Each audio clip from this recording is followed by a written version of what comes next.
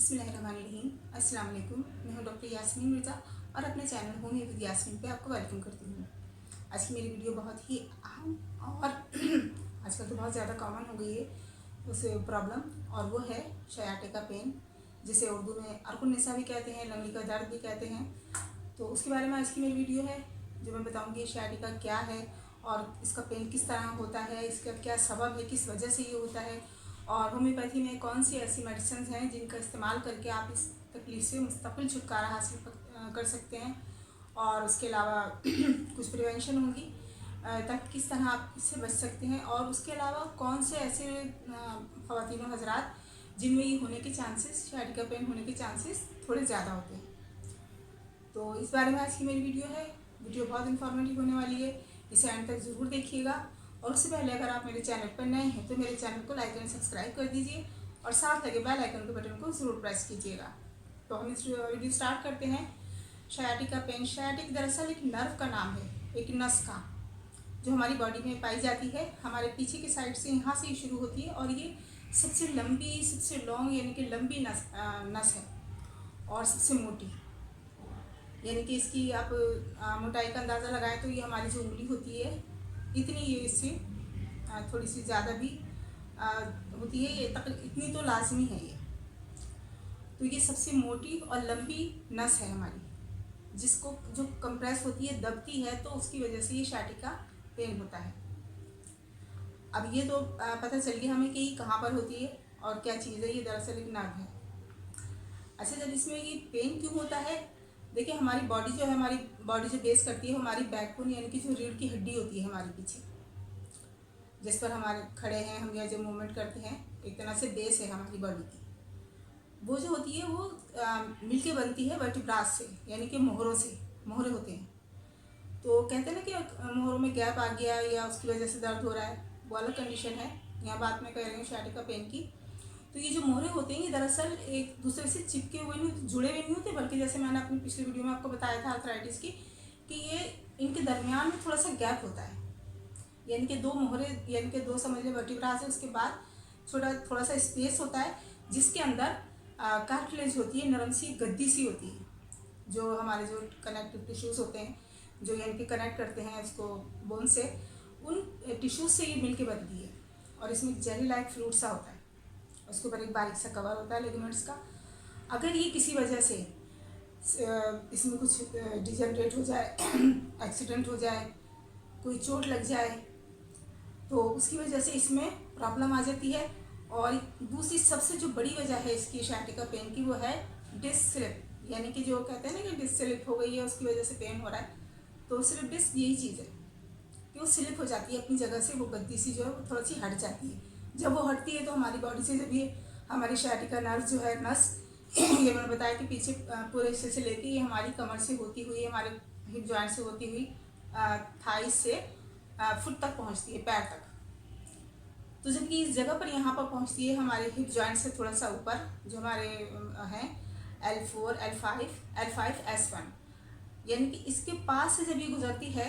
तो अगर वहाँ पे कोई यानी कि ये मसला हुआ हो कि डिस्क स्लिप हुई हो, तो वो हमारी जो नस होती है वो दब जाती है, कंप्रेस हो जाती है, जिसकी वजह से पेन शुरू हो जाता है, बहुत शदीद पेन होता है। और फिर जब ये जाके यह नस जो होती है हमारी, जब कमर तक जोड़ तक पहुंचती है, कूल्हे के जोड़ तक, हिप जॉइंट तक, तो फिर ये दो हिस्सों में डिवाइड हो जाती है। एक टांग में इसकी नस का ब्रांच चली जाती है, शाख, और एक दूसरी टांग में। तो जब ये वहाँ पर इसकी दबती है तो पेन शुरू हो जाता है। बहुत तेज़ पेन होता है, इतना ज़्यादा कि बंदे से बर्दाश्त नहीं होता, ना वो खड़ा हो पाता है ना बैठ पाता है। फिर उसके साथ ही जो होता है वो सुनपन का एहसास होता है, जैसे कि टांग सुन हो रही, कोई कहता है कि हम चल रहे हैं, थोड़ा सा हमारी टांग सुन हो गई, या बैठे हैं थोड़ी देर, 5-10 मिनट भी बैठे तो पैर सुन हो गया। तो वो सुनपन जो होता है कि उसमें ब्लड सर्कुलेशन, जो हमारी बॉडी को ब्लड सर्कुलेट हो रहा होता है, उसकी जब नस में से वो ब्लड सर्कुलेट हो रहा होता है, तो वो प्रॉपर नहीं हो रहा था, यानी कि थोड़ा उसका जो सर्कुलेशन होता है वो सुस्त हो जाता है, उसका दौरान जो होता है खून का वो सुस्त हो जाता है, और फिर दर्द भी हो रहा था। तो उसकी वजह से ये जो होता है ना, फील होता है कि हमारा पैर सुन हो गया है और तकलीफ बहुत ज़्यादा होती है। अच्छा, ये तो हो गई इसकी पेन। इसका दूसरा जो बड़ा कॉज है, जो सबब है सबसे बड़ा, जो मैंने अभी आपको बताया स्लिप डिस्क का, उसके अलावा ओल्ड एज में जाके, तकरीबन 60 के बाद जाके, जो वो डिस्क होती है जो स्लिप हो जाती है, उस डिस्क में जो होता है डिजेनरेट हो जाती है, यानी कि उसको थोड़ी सी टूट फूट शुरू हो जाती है किसी भी वजह से। ज़ाहिर है ओल्ड एज में जाके बोन्स भी वीक हो जाती हैं, तो वो ज़रा सा झटका लगा या कुछ ऐसा हुआ तो उससे वो जो होती है वो उसकी टूट फूट शुरू हो जाती है, और उसकी वजह से भी ये नर्व जो होती है वो दबती है नस, तो ये पेन शुरू हो जाता है। अब कौन से ऐसे ख़वातीन हज़रात हैं जिनमें इसके होने के थोड़े चांसेस ज़्यादा हैं, तो सबसे पहले तो ये कि जो ओबेस हैं, थोड़े से जिनका वेट ज़्यादा है, तो वो उनमें ज़्यादा ये आ जाते हैं कि उनको खुदा न खास्ता जल्दी हो जाती है, ये पेन का मसला हो जाता है। दूसरा, लेडीज़ जो प्रेगनेंसी में भी ज़ाहिर वेट बढ़ जाता है, तो उसकी वजह से भी बाज़ औक़ात, सब केसों में नहीं, किसी किसी केस में ऐसा हो जाता है कि वो नस दब रही होती है, तो उसकी वजह से कमर में और ये कूल्हे तक जो होता है दर्द शुरू हो जाता है, हिप जॉइंट से लेके, और वो फिर नीचे टांग तक जाता है। अच्छा, sciatica पेन की ख़ास अलामत ये भी है कि ये जो sciatica पेन होता है, इसको इस तरह भी हम पहचान सकते हैं कि जब हम छींकेंगे या खांसेंगे तो एक, जैसे कहते हैं ना कि वो चमक सी लगती है, एकदम दर्द शुरू होता है बहुत तेज़ी से, और फिर वो नीचे जाता है, यानी कि हमारी जो रान की जो थाइस की बैक साइड है वहाँ से होता हुआ ये हमारे पैर की उंगलियों तक चला जाता है, तलवों तक चला जाता है, तो इस तरह का ये दर्द होता है। दूसरे, इसमें उन लोगों को इसको ज़रा ज़्यादा चांसेस हैं जिनका काम ऐसा है, यानी कि जिनकी जॉब ऐसी है जो ऑफिस वर्क करते हैं और कंटिन्यू 8 से 10 घंटे मुसलसल चेयर पे बैठे रहते हैं, तो उसमें ये चांसेस थोड़े ज़्यादा हो जाते हैं। या ऐसे हजरात जिनका वेट उठाने का काम हो, बहुत ज़्यादा वज़न उठाने का, तो उनमें भी इसका चांसेस थोड़े ज़्यादा हो जाते हैं कि किसी एज में जाके, आजकल तो सब इसके एज में कोई कैद नहीं रही है कि यंग एज है या ओल्ड एज है, यंग एज में भी आजकल ये बहुत ज़्यादा मसला देखने में आ रहा है कि डॉक्टर्स के हमारे पास आते हैं पेशेंट कि नस दब गई है, उसके लिए ज़ाहिर MRI करवाया जाता है, तो उसमें ये चीज़ पता चल जाती है कि नस कहाँ से दबी है और इसकी क्या कंडीशन है। तो ये तो होगा इसके कॉजेज़ और किन लोगों में ये ज़रा जल्दी हो सकता है मसला।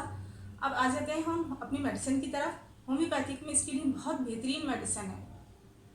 क्योंकि सुनने में आमतौर पर ये आता है कि ये जो होता है जब डिस्क जो होता है स्लिप हो जाए तो फिर इसका ऑपरेशन ही होता है, तो ऐसा कुछ नहीं है। 95% जो होता है वो ट्रीटमेंट मेडिसिन से ठीक हो जाता है, कवर हो जाती है, ये चीज़ बिल्कुल ख़त्म हो जाता है ये दर्द। तो परेशान होने की इतनी ज़रूरत नहीं है, ट्रीटमेंट मौजूद है, बस थोड़ा सा लंबा ट्रीटमेंट से मुराद ज़रा सब्र आजमा है, थोड़ा सब्र से काम लेना होगा, इसका जो टाइम पीरियड होगा दवा का वो पूरे करने के लिए।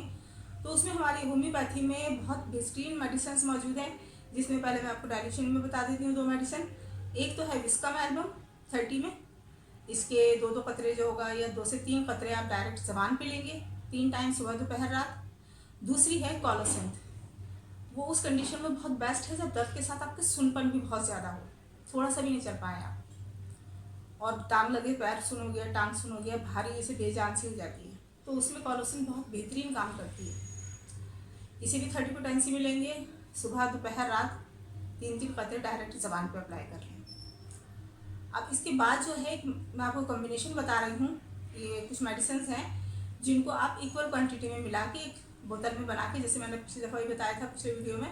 आप बना के रख लें। वो किसी भी किस्म का आपका ये sciatica पेन हो, चाहे वो इंजरी की वजह से, स्लिप डिस्क की वजह से हुआ हो, वेट उठाने से हुआ हो,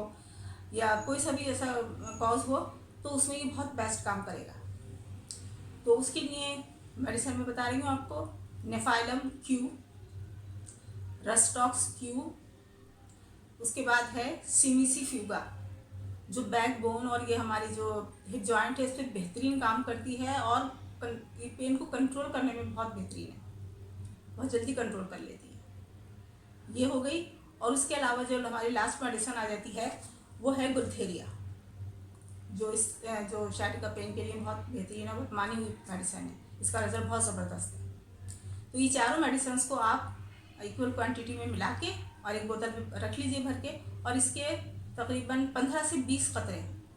3 टाइम, सुबह दोपहर रात, आधे कप पानी में, अगर नीम गर्म पानी कर ले तो बहुत ही ज़बरदस्त इसका रिजल्ट आएगा, जल्दी असर होगा इसका। चाहे सादे पानी में भी ले सकते हैं, कोई इतना मसला नहीं, लेकिन अगर उसमें लेंगे तो बहुत ज़्यादा इसका जल्दी अच्छा रिजल्ट मिलेगा। 3 टाइम आप आधे कप पानी में इसके 15 से 20 कतरे आप 3 टाइम लीजिए। तो ये तकरीबन आपको करना पड़ेगा, अगर एक्यूट है यानी कि अभी थोड़े कुछ अर्सा ही हुआ है, थोड़े दिन हुए हैं, तो आप इसे 3 से 4 मरतबा, अगर दर्द की शिद्दत ज़्यादा है तो 3 से 4 मरतबा इसको आप ले सकते हैं। और जो क्रॉनिक यानी कि जिनको काफ़ी दिनों से ये मसला चल रहा है, वो 3 टाइम इसके 20-20 कतरे आधे कप पानी में, नीम गर्म पानी में लेंगे, तो इंशाल्लाह आपका ये मसला बहुत जल्दी तो मैं नहीं कह सकती, लेकिन 3 से 4 महीने में, और किसी केस में 5-6 महीने भी लग जाते हैं, लेकिन ये गारंटी है कि ये सही हो जाएगा।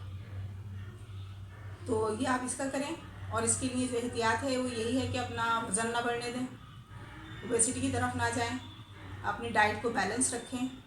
इसके अलावा पानी का इस्तेमाल जो होता है वो रेगुलर उसी तरह रखें कि 8 से 10 गिलास डेली इस्तेमाल करें। तो ये जब आप करेंगे तो आपकी ये जो प्रॉब्लम है इससे आपको बचेंगे, आप सेफ़ हो जाएंगे।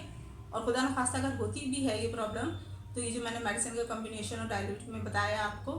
और जो इसकी प्रिवेंशन है ये कि वज़न कोशिश करें, लेकिन अगर मजबूरी काम है उनका तो वो उठाते हैं। तो जहाँ तक भी हो सके इससे अवॉइड करें थोड़ा सा, और अपने आप को बिल्कुल फिट रखने की कोशिश करें, ओबेसिटी की तरफ ना जाएं, क्योंकि ये बहुत बड़ा कॉज बन जाती है इसका sciatica पेन का। तो यकीनन आपको मेरी वीडियो पसंद आई होगी, अपना फीडबैक ज़रूर दीजिएगा। तो नेक्स्ट वीडियो तक के लिए अल्लाह हाफ़िज़।